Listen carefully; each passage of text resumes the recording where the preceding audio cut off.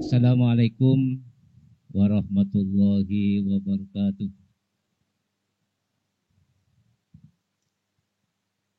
Bismillahi masyaallah la yasuqul khaira illallah. Bismillahi masyaallah la yasrifus su'a illallah. Bismillahi masyaallah ma kana min nikmatin faminallah. Bismillahi masyaallah la haula wa la quwata illa billah. Allahumma salli ala sayyidina Muhammadin al-Fatih lima ughliqa wal khatimi lima sabaq nasiril haqqi bil haqqi wal hadi ila siratikal mustaqim wa ala alihi wa sahbihi haqqa qadrihi wa miqdarihil azim.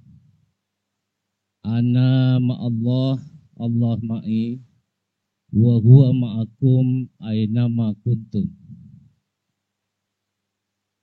Amma ba'du. Yang saya hormati Ketua DPW FKDT Provinsi Jawa Tengah, Bapak Kiai Haji Nur Syahid, juga ikut sebagai orang yang cawe-cawe mendirikan FKDT, yang waktu itu memilih saya sebagai orang yang dipercaya untuk melaksanakan Munas pertama. Dan jajaran pengurus DPW FKDT Provinsi Jawa Tengah, yang saya hormati para kiai sekaligus pengurus FKDT Kabupaten Kota,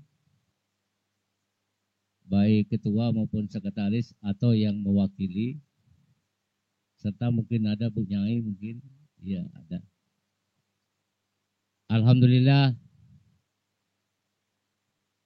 marilah pertama-tama kita memanjatkan puji syukur kehadirat Allah Subhanahu wa taala, di mana pada malam hari ini kita ditakdirkan oleh Allah, diberikan izin oleh Allah sehingga kita dapat bersilaturahim, kita dapat bertatap muka, yaitu dalam rangka Rakorwil DPW FKDT Provinsi Jawa Tengah. Tanpa kita mendapatkan izin dari Allah, kita tidak bisa berbuat apa-apa.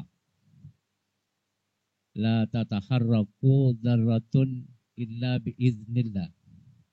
Tidak bisa bergerak sekecil dzarrah pun tanpa dengan adanya izin dari Allah Subhanahu wa taala. Untuk itu patutlah kita bersyukur kepada Allah, selalu memuji kepada Allah setiap saat di mana saja kita berada. Selalu hati kita harus nyambung kepada Allah Subhanahu wa taala. Kedua kalinya mudah-mudahan salawat serta salam semoga tercurah kepada junjungan kita Nabi besar Muhammad ibni Abdullah sallallahu alaihi wasallam. Semoga kita selalu mengikuti suri tauladan beliau. Nah, untuk itu sebenarnya kalau terlalu banyak mukadimahnya maka materinya sedikit gitu, karena waktunya dikasih 30 menit gitu. Sebenarnya pingin apa ada diskusi dan lain sebagainya. Baik para pengurus DPC Kabupaten Kota dan pengurus tentu DPW yang menyelenggarakan Rakorwil, saya ingin menyampaikan, karena tadi itu saya barusan dikasih tema peluang dan tantangan madrasah diniyah ke depan. Artinya setelah terbitnya undang-undang pesantren, maka di dalam undang-undang tersebut madrasah diniyah takmiliyah tidak lagi bernaung di undang-undang tersebut. Bahkan ada 3 lembaga, yakni Madrasah Diniyah Takmiliyah, Majelis Taklim, dan TPQ. tidak masuk dalam undang-undang itu. Adanya di mana? Adanya di PP. Peraturan Pemerintah nomor 55 tahun 2007. Karena pesantren sudah meninggalkan kita, jelas ini undang-undangnya ya, bukan pesantren yang meninggalkan kita, bukan. Tapi dalam undang-undang itu, Madrasah Diniyah Takmiliyah tidak masuk di dalamnya, otomatis PP itu harus direvisi. Nah, pada waktu ingin merevisi itu, saya terus terang diajak diskusi awalnya. Diajak diskusi, terus kemudian mungkin karena kangen juga gitu, kayak saya dengan para kiai ini kan kangen juga sebenarnya, ingin bercanda, ingin apalah pokoknya yang masa lalu juga. Mungkin kita akan membawa suatu perubahan dan lain sebagainya. Nah, akhirnya saya ikut. Selama 5 bulan sampai 6 bulan, saya ikut merevisi PP 55. Tidak selesai-selesai, khususnya Madrasah Diniyah Takmiliyah selesai. Tetapi yang nggak selesai agama lain. Sampai sekarang pun juga, ya itu tadinya. Nggak jadi-jadi. Terus bagaimana jalan keluarnya? Maka pada saat itu saya mengusulkan supaya segera dibuatkan PMA tentang Madrasah Diniyah sebagai payung hukumnya. Karena Madrasah Diniyah tidak punya payung hukum kalau sudah PP-nya nggak ada. Artinya harus direvisi. Ada pada tahun 1983, itu payung hukumnya satu-satunya itu.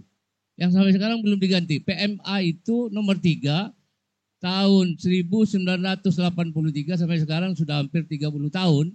Itu tentang kurikulum Madrasah Diniyah. Pengganti dari PMA tahun 64. Jadi tahun 64 itu sudah ada sebenarnya kita PMA-nya. Tetapi tentang kurikulum. Nah, saya inginnya semuanya, tidak hanya kurikulumnya, tentang Madrasah Diniyah, bagaimana penyelenggaraannya, bagaimana guru-gurunya, bagaimana, dan semuanya itu. Nah, saya sudah ada draftnya, bahkan nanti bisa para kiai, para pengurus dapatlah kopinya, saya sudah serahkan tadi.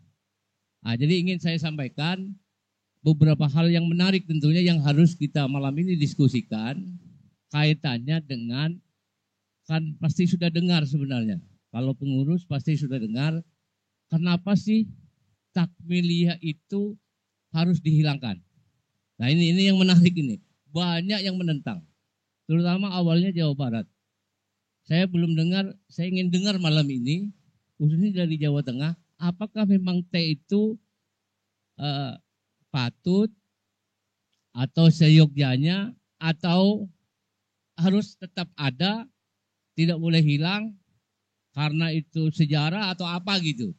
Tapi saya ingin menyampaikan argumentasi kenapa T itu, takmiliyah itu akan menjadi tidak ada kan gitu. Tapi ini belum keputusan. Nah, tolong dibuka rekomendasi. Saya bawa rekomendasinya.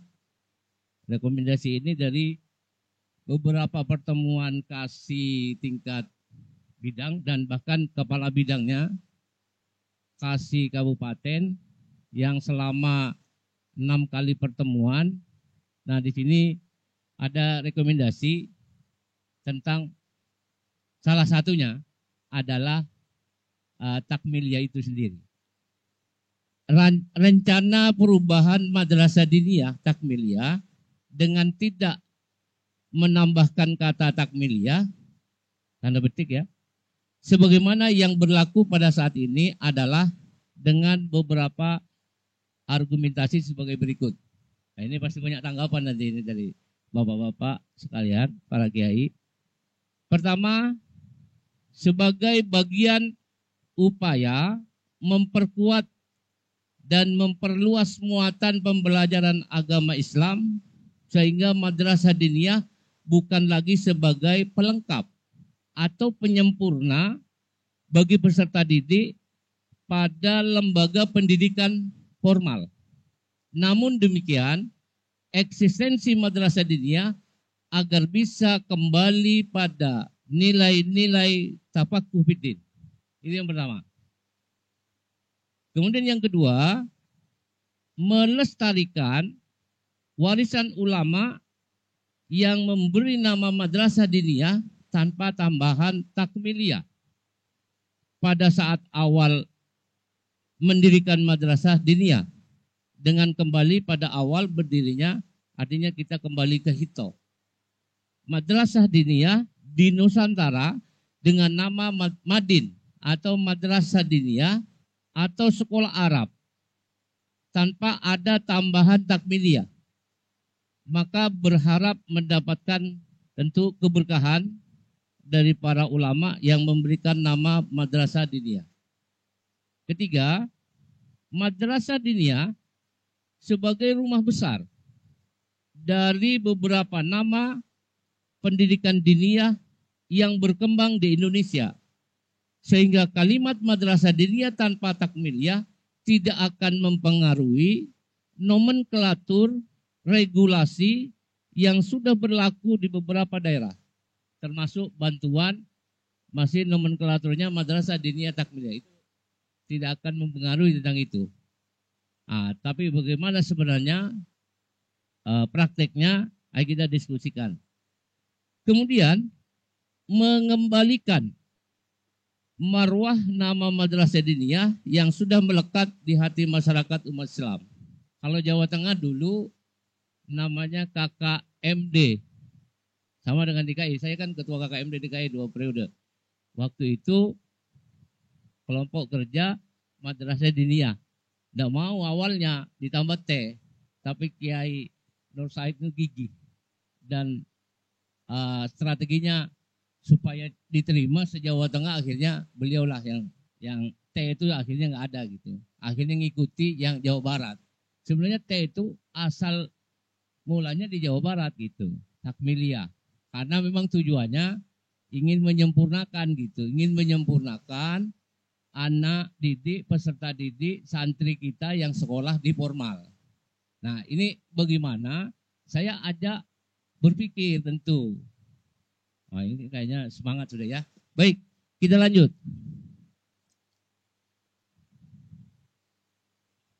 Pembelajaran pada madrasah diniyah harus kontekstual, tidak terpaku pada pola pemahaman lama yang sudah tidak relevan, sehingga materi pembelajaran madrasah diniyah agar disesuaikan dengan kondisi zaman saat ini yang disebut dengan era Z. Nah, ini yang dimaksud sekarang eranya digital. Jadi madrasah diniyah juga ya tentu harus mengikuti digital. Apa sih Pak? Ya jarilah gitu, kira-kira otak-ngatik itu namanya digital. Ada yang memaknai seperti itu. Kemudian terbitnya yang saya tadi singgung, terbitnya undang-undang pesantren menjadikan madrasah diniyah yang berada di luar pesantren yang dikelola oleh masyarakat tidak termasuk dalam undang-undang tersebut. Madrasah diniyah sebagai bagian dari lembaga pendidikan keagamaan tidak terakomodir dalam undang-undang pesantren.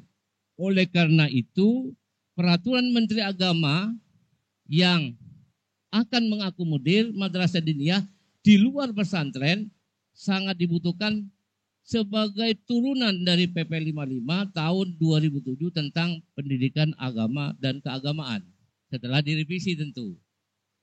Apakah setelah direvisi nomornya berubah? Nggak tahu. Karena itu tanda tangannya Presiden kalau PP. Kemudian, Kementerian Agama RI bersifat memberikan pelayanan kepada lembaga pendidikan madrasah diniyah yang berkembang di tengah masyarakat.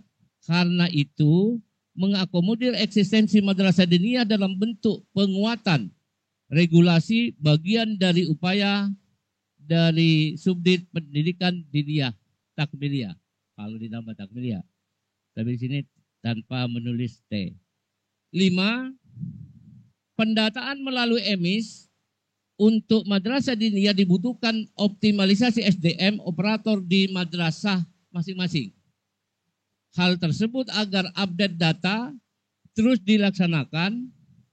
Fakta hari ini adalah beberapa madin yang belum masuk dalam EMIS, sehingga ketika masuk pada aplikasi Simba pada pendidikan diniyah dan pondok pesantren tidak bisa masuk, sementara madin madrasah diniyah tersebut sudah mendapatkan piagam pendirian dan nomor statistik yang diterbitkan oleh Kemenak kabupaten kota masing-masing. Mungkin Jawa Tengah enggak, karena Jawa Tengah lebih sigap. Ini provinsi lain mungkin. Keenam, pedoman penyelenggaraan pendidikan madrasah diniyah dengan pola jenjang, ini nantinya itu ya, karena ini kan namanya rekomendasi. Madin Ula 4 kelas, Madin Wusto 3 kelas, dan Madin Ulia 3 kelas. Ketujuh, upaya peningkatan mutu pendidikan madrasah diniyah melalui penguatan regulasi menjadi hal yang sangat penting, sehingga PMA Peraturan Menteri Agama yang sudah draftnya final, ya tapi kan belum disosialisasikan. Ya malam ini saya sekaligus mensosialisasikan rancangan PMA tersebut, atau buat PR lah, di bis lah, baca-baca gitu. Tentang madrasah diniyah sekaligus merevisi KMA nomor 3 tahun 1983 tentang kurikulum madrasah diniyah. 9. Merevisi keputusan Dirjen tentang pedoman penyelenggaraan madrasah diniyah. Karena pedomannya itu sudah ada, tapi sampai di Dirjen saja gitu. Kemudian terakhir, mereview pedoman pengajuan izin operasional madrasah diniyah dengan tidak ada batasan masa berlaku dengan sistem online. Nah ini yang bisa disampaikan kepada Bapak Direktur melalui beberapa kali pertemuan kemarin dan sampai sudah ke Pak Direktur. Nah tanggapannya karena sudah banyak kegiatan di pusat, akhirnya kami belum diundang kembali, sehingga tetapi bagaimanapun juga kewajiban saya dan teman-teman yang lain untuk menyampaikan hal ini kepada seluruh pengelola madrasah diniyah. Jangan lagi nanti kemudian di kemudian hari kok saya belum dengar gitu, nah ini kan ketinggalan namanya. Jadi mudah-mudahan malam ini ya sedikit ada pencerahan dan seterusnya gitu. Mungkin itu, karena saya juga dibatasi oleh Kiai tadi 30 menit, tapi ini yang bertanya insya Allah banyak. Dan draftnya dan hasil revisi PP 55 juga sudah ada, bisa Pak Ustadz dibuka, nanti dikirimkan dan di grup lah, kira-kira begitu. Jadi sehingga sudah ya, sudah berarti sudah lebih awal sebenarnya. Nah jadi saya tinggal menunggu tanggapannya pada malam hari ini, karena ini saya terakhir diberi tema peluang dan tantangan ke depan untuk pendidikan madrasah diniyah, yang notabene di dalam rancangan tersebut di PMA nanti kita akan berpisah sebenarnya dengan madrasah diniyah takmiliyah yang ada, yang dikelola oleh pesantren. Jadi biar tidak double anggaran. Kalau bahasa pejabat orang pusat, nanti ini dibantu, nanti dapat bantuan lagi. Itu maksudnya. Jadi biar dikelola oleh pesantren yang jelas-jelas dinaungi oleh undang-undang. Sedangkan kita, nah ini masalahnya posisi kita sendiri sebagai pengurus FKDT. Apakah harusnya diganti, Pak? Ya gampang, kalau cuma ganti nama kan apa susahnya sih? Yang penting kompak kan gitu. Kira-kira gitulah. Nah mungkin itu saja Pak Dokter. Jadi saya mohon maaf. Silakan kalau ada tanggapan atau ada pertanyaan. Demikian saya akhiri. Wallahul muwaffiq ila aqwamit thoriq. Assalamualaikum warahmatullahi wabarakatuh.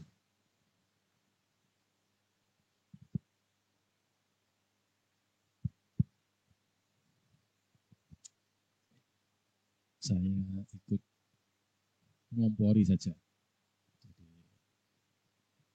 Assalamualaikum warahmatullahi wabarakatuh. Karena saya bukan ahli hukum ya, bukan ahli hukum untuk mencermati atau membandingkan atau melakukan satu rekomendasi ya, buat rekomendasi itu. Tapi apa yang disampaikan Pak Dr. Sumitro ini saya kira informasi yang penting untuk disikapi dan untuk dipikirkan bersama.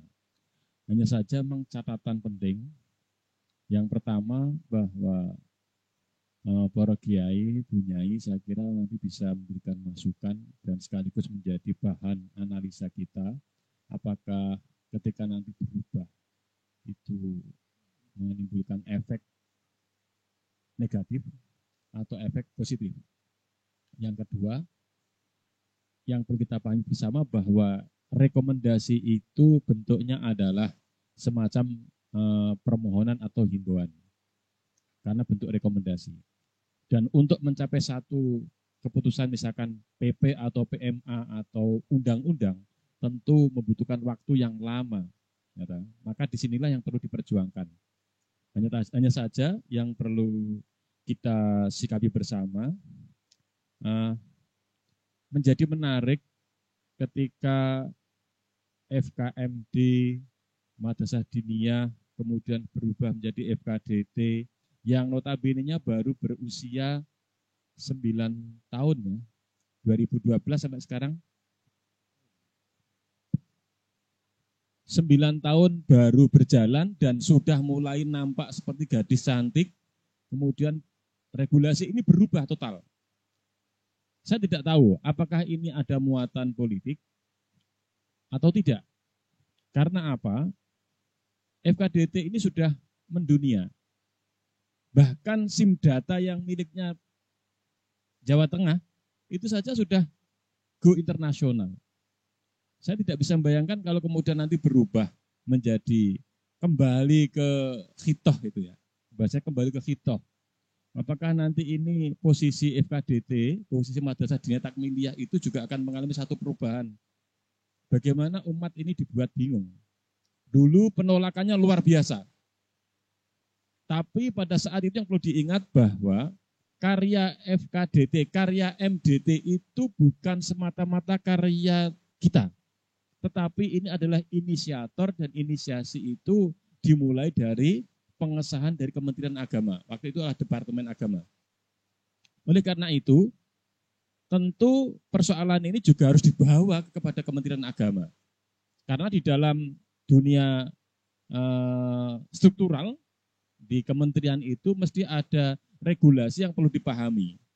Coba kita tidak bisa bayangkan ketika kemudian Madrasah Diniyah Takmiliyah kemudian muncul di Jawa Tengah itu rame-rame MK2DT, MDT. Ini sudah dibentuk di masing-masing kabupaten kota. Kemudian nanti berubah lagi menjadi tidak MK2DT, MK2MD misalkan. Ini jadi persoalan juga. Jadi kita memang sedang dikasih problem ini. Dikasih problem supaya kita panjenengan semuanya diharapkan tidak untuk bahasanya adalah menghakimi atau memberikan solusi, tidak. Tapi ini bentuknya adalah informasi. Yang informasi ini tentunya sangat bermanfaat bagi kita semuanya.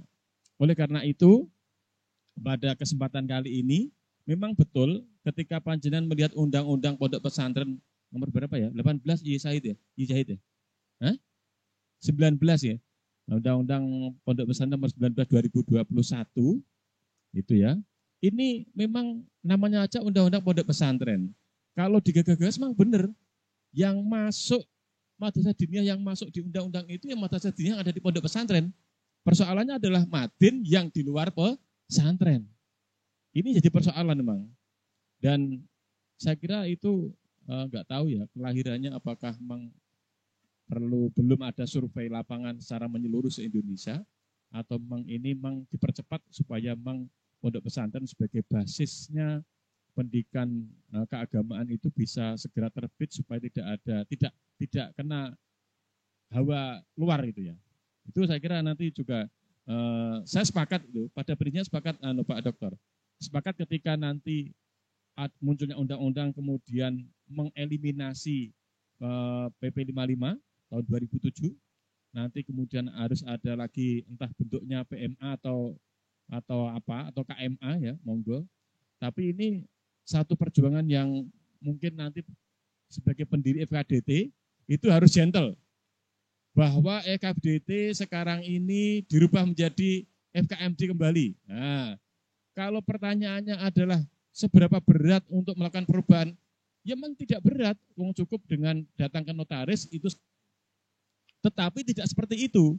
Ketika pemerintah daerah sudah menganggarkan atas nama FKDT, termasuk di bidang kesera misalkan, semuanya sudah dikenal bahwa FKMD tidak, saya sudah FKDT, kecuali Pekalongan, kota Pekalongan masih menggunakan FKMD.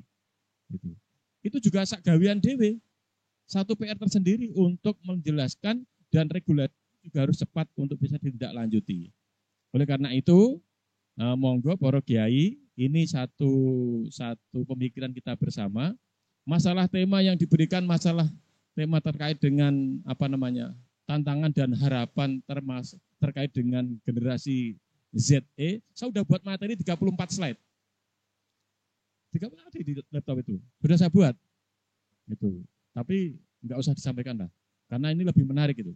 Nanti ada tema lain untuk bisa disampaikan generasi Z itu seperti apa itu.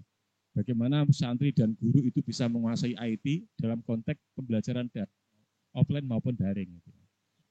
Demikian, terima kasih, dan saya selaku penderek beliau mohon maaf atas segala kekurangan karena saya bukan ahli hukum, jadi tidak seperti Gus Zahid yang pandai untuk bicara tentang hukum itu ya. Ini sekali lagi mohon maaf, dan mari kita beri aplaus untuk beliau Pak Dr. Haji Sumitro. Semoga beliau sehat selalu dan bisa mengawal madrasah diniyah sampai kapanpun. Terima kasih. Wassalamualaikum warahmatullahi wabarakatuh.